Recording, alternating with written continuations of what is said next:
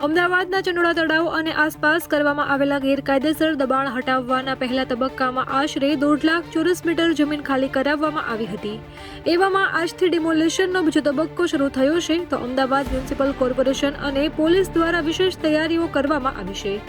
4 દિવસમાં ડિમોલિશન પૂર્ણ કરી બાઉન્ડ્રી વોલ બનાવવામાં આવશે, તો ડિમોલિશનની કાર્યવાહી સવારે 7 થી બપોરના 1 અને બપોરે 3 થી સાંજના 6 વાગ્યા સુધી ચાલશે, જેના માટે 35 થી વધુ જેસીબીનો ખડકલો કરી દેવામાં આવ્યો છે અને અસરગ્રસ્તોને ખસેડવા માટે એમટીએસની બસો તથા મેડિકલ ટીમો પણ તૈનાત કરવામાં આવી છે।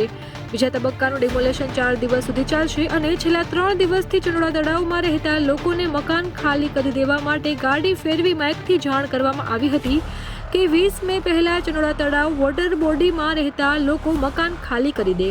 જે લોકો વર્ષ 2010 પહેલા રહેતા હોય તેઓને શરતોને આધીન ઈડબ્લ્યુ આવાસ યોજનાના મકાન મળવાપાત્ર હોવાથી દાણી લીમડા ખાતે આવેલી વોર્ડ ઓફિસથી ફોર્મ મેળવી લે તેવી પણ જાહેરાત કરવામાં આવી હતી અને જે કુટુંબની વાર્ષિક આવક 3 લાખથી ઓછી હશે તેઓને જ મકાન ફાળવવામાં આવશે। તો ફોર્મની સાથે ફોર્મ ફી ₹50 અને ડિપોઝિટ 7,500ની રકમ સાથેનો demand draft pay order municipal commissioner અમદાવાદના નામનો બનાવી જમા કરાવવાનો રહેશે। તેમજ ચંડોળા તળાવમાં જે વિસ્તારમાં બાંધકામ તૂટી રહ્યા છે ત્યાંથી પોલીસ તમામ જગ્યા ખાલી હોવા અંગે ચકાસણી કરી રહી છે અને જે કોઈ પણ વ્યક્તિએ પોતાનું મકાન ખાલી ના કર્યું હોય અથવા તો તેમનો સામાન પડ્યો હોય તો તેને ખાલી કરાવવામાં આવે છે અને પોલીસ દ્વારા તમામ લોકોના મકાનો અત્યારે ખાલી કરાવવામાં આવી રહ્યા છે।